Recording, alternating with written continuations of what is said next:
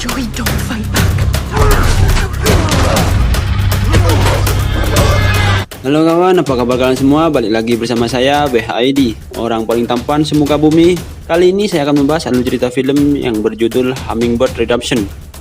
Film yang disutradarai oleh Stephen Knight ini mengisahkan tentang seorang mantan ketentara pasukan khusus yang menavigasi dunia kriminal di London. Film ini dibintangi oleh abang-abangan saya, yaitu Jason Statham. Film ini berhasil mendapatkan rating 6,2 dalam situs IMDb. Tanpa banyak basa-basi di awal, langsung aja kita menuju dalam filmnya. Tapi sebelum itu, jangan lupa tekan tombol subscribe. Jika kalian suka dengan film ini, tekan tombol like dan share ke teman-teman kalian. Kita langsung aja menuju dalam filmnya. Nyos!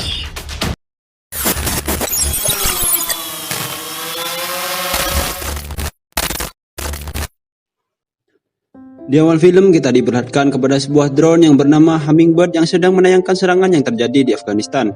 Dan beberapa marinir yang berada di dalam sebuah tank tewas terkena serangan. Tanpa seorang sersan yang bernama Joy John atau Joseph Smith melakukan tembakan membabi buta sambil membawa seseorang. Tak lama setelah kejadian, radio komunikasi polisi militer menyebarkan berita tentang kaburnya sersan Joseph Smith dari rumah sakit militer Stanberg.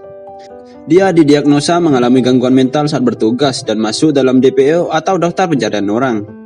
1 tahun kemudian, tepatnya di bulan Februari, sersan Joseph Smith mengganti namanya menjadi Joy, dan dia sekarang menjadi seorang gelandangan. 2 orang preman datang mengganggu dia dan pacarnya yang bernama Isabel. Dia menyuruh Isabel untuk lari, sedangkan Joy berusaha melarikan diri dari kejaran preman itu.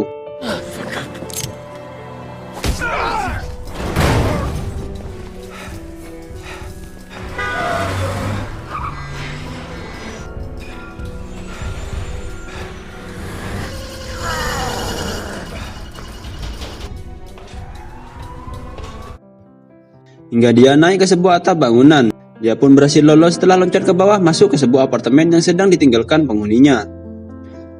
Joy berusaha santuy terlebih dahulu dan menikmati 1 botol minuman yang dia dapatkan di kulkas rumah itu. Di sisi lain, pacarnya yang bernama Isabel ditemukan oleh preman itu dan dibawanya. Joy menikmati fasilitas yang ada di rumah ini. Dia mandi dan memotong rambutnya setelah 1 tahun terakhir berada di jalanan.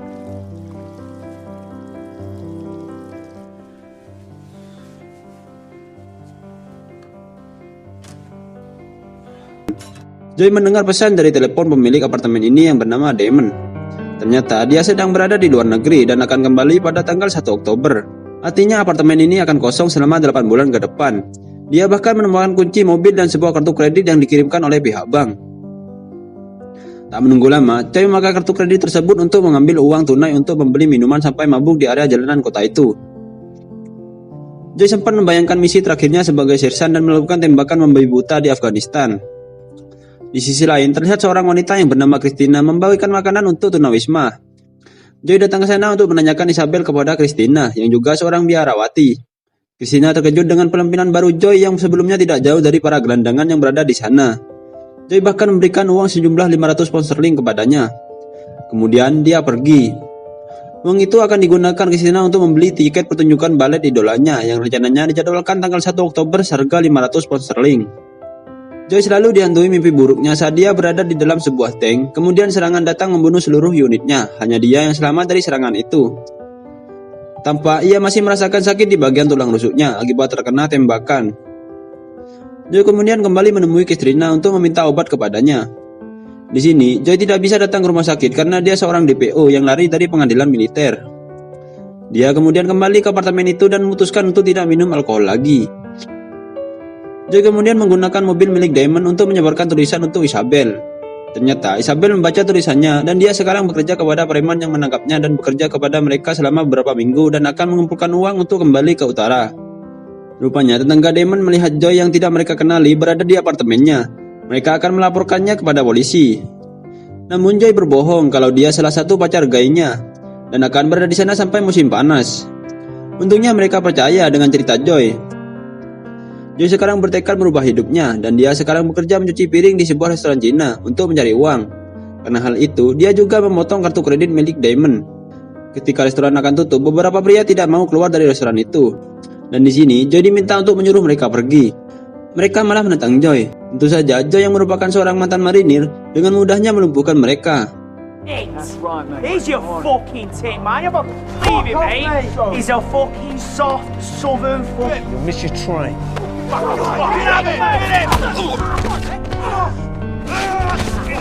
Aksinya dilihat oleh atasannya dan dia dibawa ke seorang bos mafia bernama Mr. Choi. Dan di sini dia mendapatkan pekerjaan yang bisa menghasilkan banyak uang dengan cepat. Kemudian dia meluangkan waktu untuk melihat mantan istri dan anaknya. Namun Joy belum berani untuk menemui mereka kembali. Selain sebagai supir pribadi Choi, Joy juga bertugas menagih utang dan menghajar lawan-lawan dari bos ini.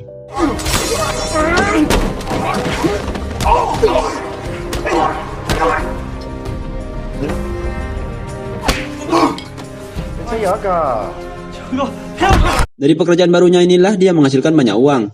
Saat melihat kurir pengantar pizza, dia sengaja memesan puluhan box pizza untuk dikirimkan kepada teman-teman tunawismanya dulu yang dikelola oleh Christina. Dia tampak senang dan menganggap Choi sebagai seorang malaikat. Uang Choi sekarang semakin banyak dari hasil pekerjaannya ini. Beberapa kemudian, tepatnya di bulan Juli, di sebuah supermarket, Choi menemui mantan istrinya yang bernama Dawn. Dia terkejut dengan penampilan mantan suaminya ini, sedangkan dia dan anaknya harus hidup dengan 25 pon untuk seminggu. Bahkan, untuk membayar sewa rumahnya pun, dia harus memuaskan nafsu si pemiliknya. Dia pun kecewa dan marah kepadanya. Sebelum pergi, dia memberikannya uang yang cukup banyak kepadanya. Khusus untuk Christina, dia memberikan sebuah gaun dan puluhan kotak hadiah untuknya. Ia bahkan berniat menraktir Christina untuk makan di pinggir jalan. Namun ternyata, Christina memberi kabar buruk tentang tewasnya Isabel yang ditemukan polisi di pinggir sungai. Seketika itu, Joy pun marah.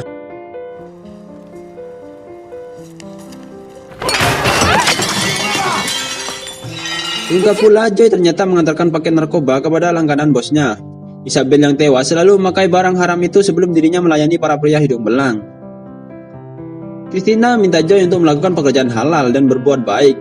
Saat Christina hendak pergi, Joy memintanya untuk tetap menerima gaun merah pemberiannya. Joy pun tidak bisa berdiam diri dengan tewasnya Isabel. Dia harus melakukan balas dendam. Joy mencegah dua preman yang menculik Isabel. Mereka terkejut dengan munculnya Joy yang sudah berubah. Saat preman itu mengeluarkan pisaunya, Joy hanya mengeluarkan sendok makan. Dengan sendok itu, dia menghajar mereka berdua.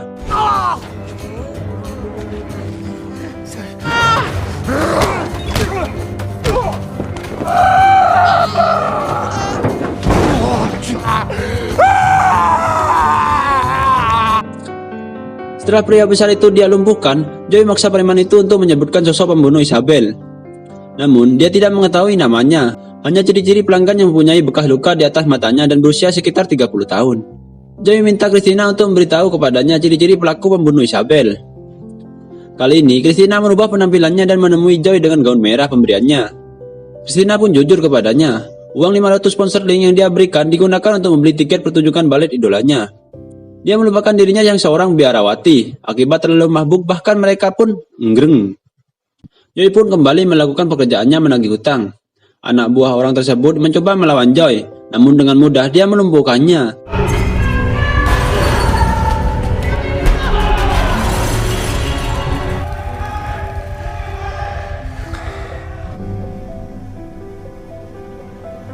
Radio polisi kembali menyebarkan informasi keberadaan Sersan Joseph Smith yang menjadi buronan mereka. Polisi datang mencarinya di lokasi tunawisma dan menanyakan keberadaan Joy kepada Christina. Tentu saja, di sini Christina berbohong kepada polisi. Saat Christina ikut Joy dalam mobilnya, Christina menceritakan asal mula kenapa dia menjadi seorang biarawati. Sejak usia 10 tahun, ayahnya memaksa dia menjadi atlet senam, sedangkan dia sendiri berkeinginan menjadi penari balet. Gurunya memaksa dia untuk melayani nafsu berjatnya sampai 17 kali. Namun sebelum dia melakukan yang ke-18 kalinya, Christina membunuhnya dan akhirnya pengadilan mengirimnya ke biara karena usianya yang masih remaja. Dengan ditemani Mr. Choi, Joy menemui seorang wanita Cina untuk meminta informasi sosok pria pembunuh Isabel. Dari ciri-ciri yang diberikan olehnya, ternyata itu bukan hal yang sulit. Namun itu tidak gratis. Joy disuruh melakukan sebuah pekerjaan terlebih dahulu. Joy disuruh mengantar sebuah paket menggunakan sebuah mobil kontainer yang ternyata di dalamnya berisi puluhan wanita yang berada di dalam sebuah kardus. Lalu, di sebuah warung remang-remang, tampak seorang pria yang sedang memukuli wanita pesanannya. Dan di luar kamar, wanita lain menemukan surat undangan yang berisi nama dari pria tersebut. Kembali ke Joy yang sudah melakukan pekerjaannya. Namun dia cukup menyesal karena wanita-wanita tersebut sebagian masih anak-anak. Nama pria yang telah membunuh Isabel telah didapatkan. Scene berpindah beberapa bulan kemudian. 1 Oktober, Joy minta Christina memotret dirinya dengan setelan jas untuk dia kirim kepada putrinya. karena tidak lama lagi penampilannya akan segera berubah. Dia ingin anaknya tahu bahwa dia adalah orang yang baik. Look a good man. Just take a picture. I said enough. There.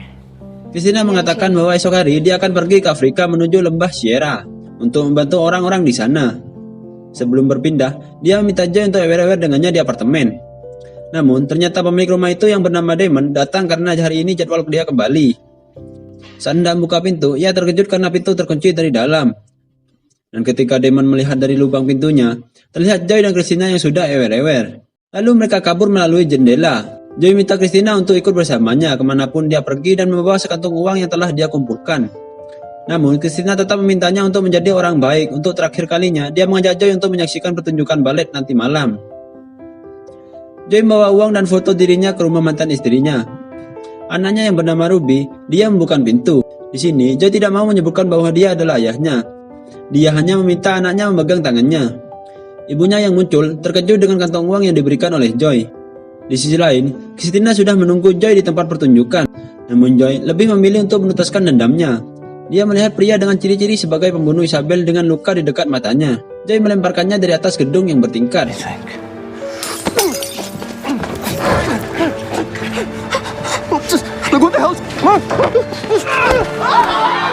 Dan kamera satelit kembali menemukan lokasi Joy dan menyebarkan lokasi keberadaannya. Christina yang baru saja keluar dari lokasi pertunjukan menemukan Joy yang sedang mabuk di pinggir jalan. Di sini Joy menceritakan kisah hidupnya di Afghanistan hingga dia dianggap sebagai marinir gila.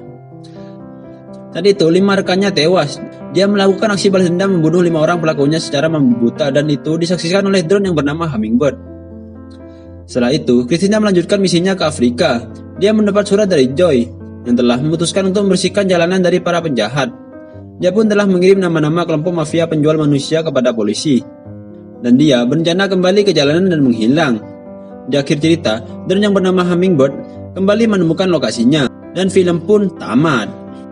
Oke, sekian dulu film kali ini. Jika ada salah atau kritik atau mau request film lainnya, silahkan tulis di kolom komentar. Sampai bertemu di video selanjutnya. See you next time.